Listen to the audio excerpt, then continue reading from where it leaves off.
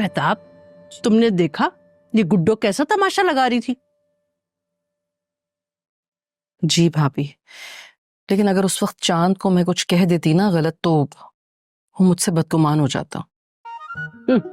Hello, शादी अभी हुई नहीं, पहले से ही माँ बेटे को लड़वाने पे तुली हुई है। बाद में क्या करेंगी? नहीं नहीं भाभी, मेरा ख्याल है उन्हें कोई गलतफहमी हो गई थी। ओफो मेहताब, यही बात तो तुम कभी समझ नहीं पाओगी कि गलत फहमी कह कहकर ये दोनों एक दिन तुम्हारे बेटे को तुमसे छीन लेंगी। देखो, बेटे की माँ होने के बाद ही इंसान को और एहसास होता है कि कहीं कोई उसका बेटा उससे छीन न ले, कहीं उसके बेटे को उसके खिलाफ न वरगला दे। मैं खुद एक बेटे की माँ हूं, मुझसे पूछो। नहीं नहीं भाभी, चांद मुझसे कभी भी बदल नहीं हो सकता। वो तो मुझसे बहुत प्यार करता है।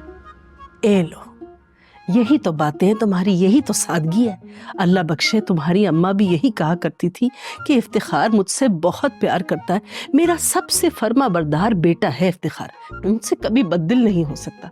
मगर गुड्डो के आते ही देखा था कैसे तेवर बदले थे उसके। पीठ पीछे तुम्हारी अम्मा को झूठी झूठी कहा करता था। खैर, मैं तुम्हें सिर्फ समझा रही हूँ।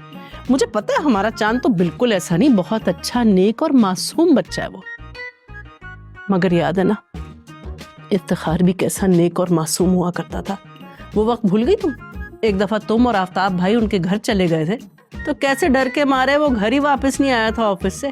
बाद में पता चला था कि गुड्डो ने उसे फोन करके मना किया था कि जब तक ये लोग यहाँ से नहीं जाते तुम वापस नहीं आओगे।